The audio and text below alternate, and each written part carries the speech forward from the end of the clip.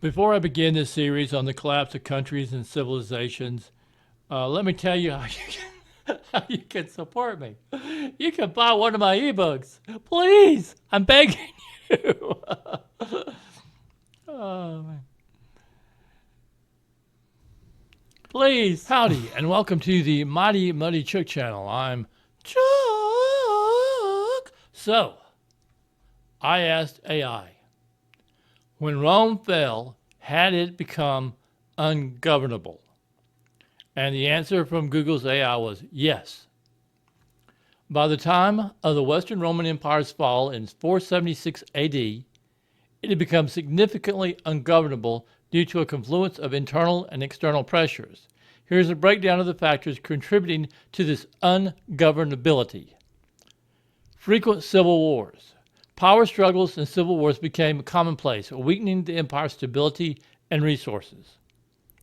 Corrupt and incompetent emperors. The quality of the leadership declined, with emperors often providing ineffective, corrupt, or short-lived leadership. Loss of civic virtue. Loss of civic virtue. Roman citizens increasingly lost faith in their leadership and civic institutions. Military overextension and barbaric invasions. In other words, part of the reason that Rome became ungovernable is they were trying to run too much.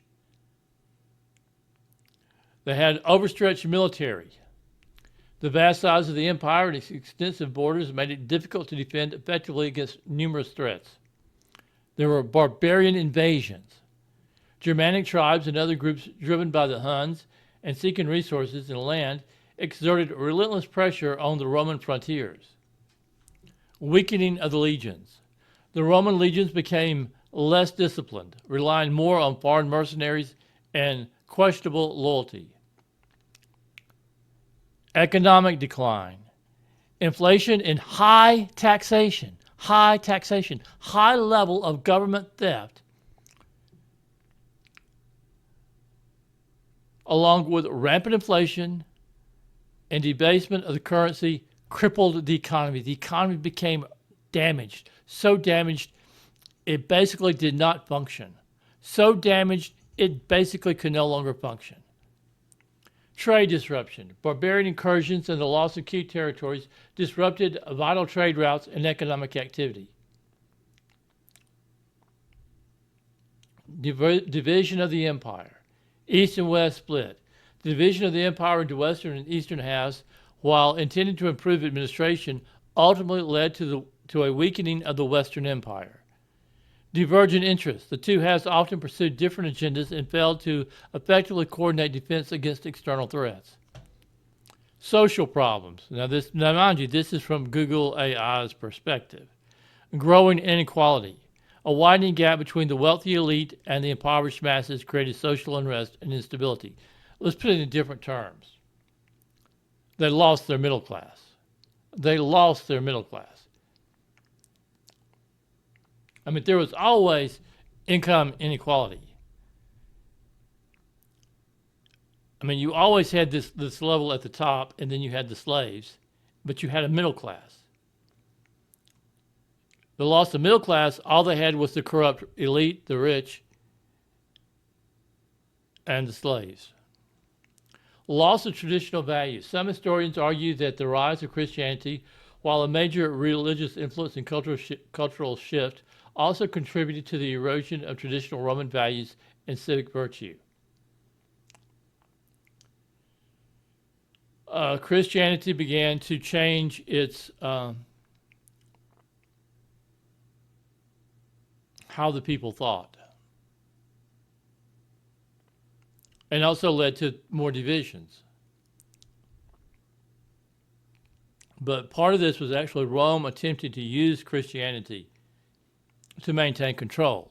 I mean, that's part of the reason that religions exist. They exist by the virtue of the government, because the government wants to use those religions to try to maintain control of the people. It didn't work when Rome embraced Christianity. Christianity was not a type of religion that would naturally embrace the government or control the people.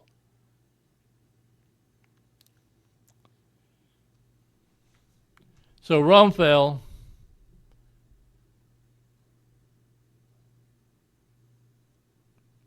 because basically its government and its past religions,